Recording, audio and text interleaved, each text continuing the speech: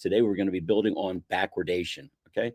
So as we're diving into a concept that forms the bedrock of all honest financial systems, sound money. But beyond understanding what sound money is, we need to explore how it's being manipulated today and why that's a critical issue for all of us. First, let's start with the basics. What is sound money? In its simplest form, sound money is a form of money that is stable, reliable, and holds value over time. The most common form of sound money throughout history has been precious metals, particularly gold and silver. Why? Because these metals are rare. They have intrinsic value and they can't be simply printed out of thin air. This is a sharp contrast to the fiat currencies we use today, like the dollar, the euro, or the yen.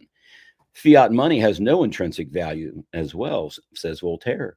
It's not backed by anything tangible. It's based purely on the trust that governments and central banks will manage it responsibly. But are they? The key feature of sound money is its ability to maintain purchasing power over time. If you save in sound money, you know that your savings will hold their value or even appreciate as the years go by. Contrast this with the situation today where inflation can quickly erode the purchasing power of your money, forcing you to spend more for the same goods and services. The Fed maintains a target inflation rate of 2%. According to our rule of 72, if you remember this from prior broadcasts that we've done, this rule of 72 says if you take the interest rate, in this particular case, we're going to use the interest rate of 2%, because this is what the Federal Reserve's mandated rate of inflation is going to be. So that would mean then in 36 years, take 2 into 72 gives you 36. That means the price of everything is going to double in 36 years. And what's going to happen in 36 years when you first start working? Guess what? You're going to retire. Then the cost of everything will have doubled. Do you see how you simply can't keep pace? So what does manipulation look like, and how does sound money is being distorted? The most obvious answer lies in fiat currency inflation, as we just showed you. Since government and central banks have the power to print money at will, they do so regularly to meet their budgetary needs, fund wars, and bail out failing industries. This process, known as currency debasement, dilutes the value of money in circulation, causing inflation.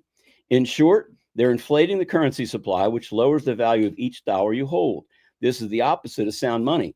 In case of fiat currency, the value of money is entirely dependent on the trust in central authority. Central authority, where we've been talking about this? We've been talking about this through Keynesian economics.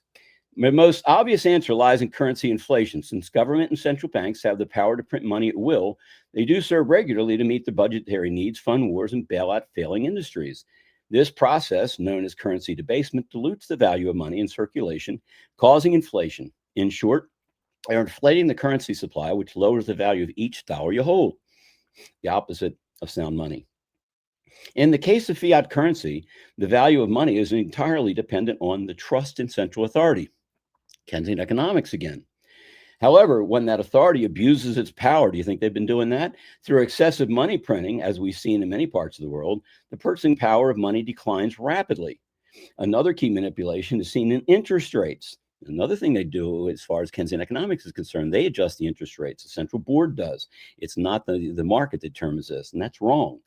Central banks control interest rates to manage inflation and stimulate economic activity. Again, this is Keynesian economics. Why don't you just let the free market determine? We haven't had a free market in a long time. But artificially low rates distort the true cost of borrowing and saving. When interest rates are held too low for too long, it encourages borrowing and risk-taking, but discourages saving. People are incentivized to spend rather than save, depleting their wealth and making sound money even harder to attain. Let's not forget the precious metals market, where manipulation occurs behind the scenes. Silver and gold prices are often suppressed by large institutional players who want to maintain the dominance of fiat currency. Go figure.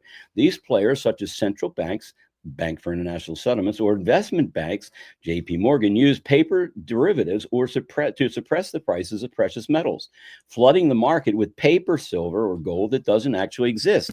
Meanwhile, physical silver and gold, the real money, continues to be in short supply, with demand far outstripping available supply. This is why we're seeing signs of backwardation, okay? A situation where the price of silver for immediate delivery is higher than the price for future delivery. Why is that? Because the banks don't trust one another anymore. Give me the silver now. Give me the gold now. Well, I'll give it to you 5 years from now. I'm not sure you're going to have it. Should cost more. It's going to cost you less. We can roll them over in a new contract. We'll give you 10 times what you paid. You see all this? It's just sleight of hand, folks, showing just how much out of balance things have become. It's a clear signal that manipulation is at play and that the price discovery process is being tampered with. So why does this matter? Because the manipulation of sound money erodes our economic security. When money is inflated and distorted, it makes saving nearly impossible for the average person. Retirement plans get diminished, savings dwindle, and the wealth gap widens.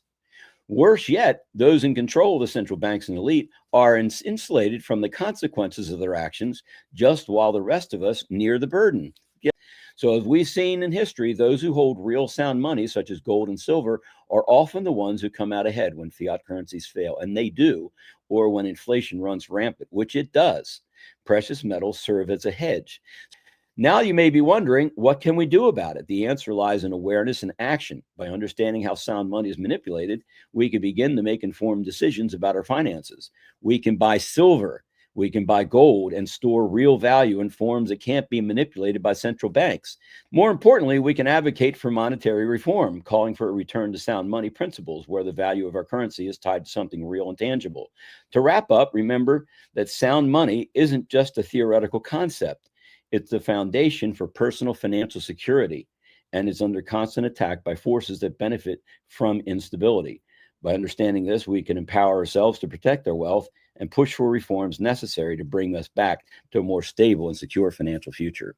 International Criminal Court judges with sanctions over investigation in Israel. The Trump administration is slapping sanctions on 4 judges at the International Criminal Court over the tribunal's investigation in alleged war crimes by Israel and in its war against Hamas in Gaza and the West Bank. Everyone wants, but can't quite seem to swallow, truth.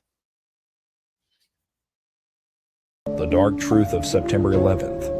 Watch this. Video cameras caught trucks arriving at the World Trade Center from about August 23rd until every night until about September 2nd, September 3rd. And the trucks were arriving at about 3 o'clock in the morning when everybody else had left the building, including the janitorial trucks. And the trucks were leaving at 5 a.m. right before the AAA personalities of Wall Street got to work to start their day. Something was brought into that building that would help with the detonation. There may have been work done on the detonation before. It may have been going on for months, but whatever they needed at the very end, they came and brought in that 10-day period. That's what we think happened. The airplane hijackings were a cover for the controlled demolition, which was undertaken by a small group of people, probably just 4 or 5 people. We are never going to know who they are, and it's not worth looking for them. And in August of 2001, I was told to stay out of New York City because the attack was considered imminent. We expected mass casualties and a possible miniature thermonuclear strike, a bomb. However, I want to be very clear. The attack was always defined as airplane hijackings and a strike on the World Trade Center. Do you believe that this former CIA was telling us? This newly compiled footage from the National Institute of Science and Technology is going to blow you away. Pay attention to the details. Do you see anything strange? Let's play it again.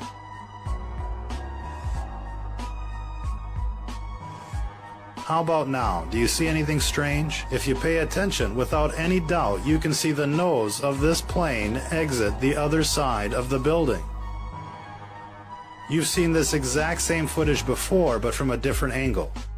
Now in this image, you can see the impact a bird can have on a plane. It's devastating to say the least. And yet we've been led to believe that a plane is more powerful than structural steel. That a plane meant to be lighter than air can cut through steel like a hot knife through butter.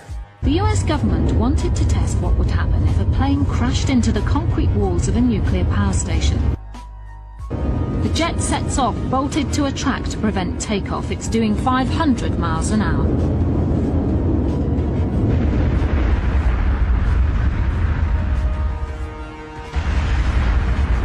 The plane atomized with the impact. It just disappeared into dust.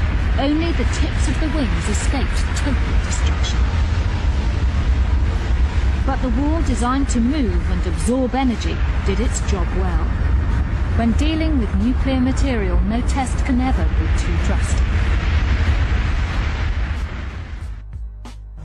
The World Trade Center wasn't made of concrete, ladies and gentlemen. It was a building made with grade A structural steel. The engineers that built the World Trade Center said it could have resisted multiple impacts from multiple planes.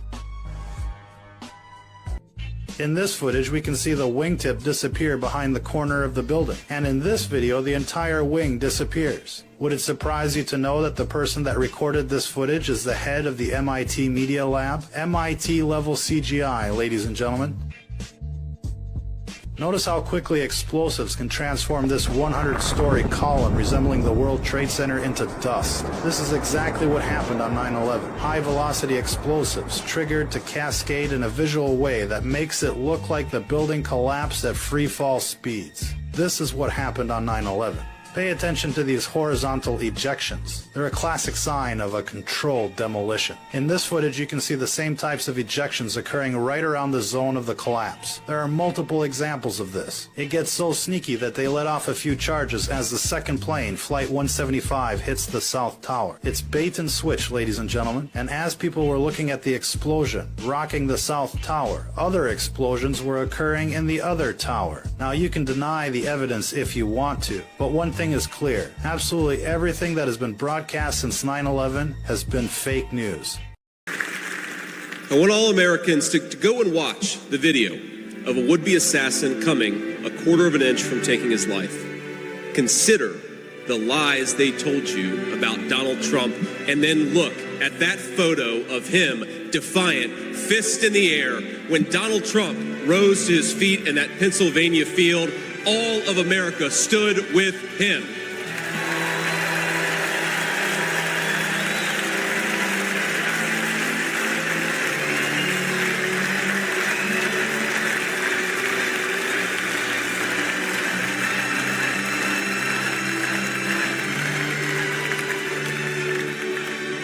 And what did he call us to do for our country? To fight. To fight for America. Even in his most perilous moment, we were on his mind. FBI Director Kash Patel has requested the special investigators to look into election interference in 2020. Uh-oh, what are we going to find? Keisha James is one of the most corrupt, shameless individuals ever to hold public office. She's guilty not only of those crimes, but of countless more crimes by using and abusing her public office to try to persecute an innocent man, depriving him of his rights, engaging in a conspiracy to obstruct our election, and to overthrow our democratic processes and procedures. She is guilty of multiple significant serial criminal violations. Walking into the courtroom, head held high, expecting justice, but it's all a lie. Corrupt judge sitting on his throne, selling his rulings to the high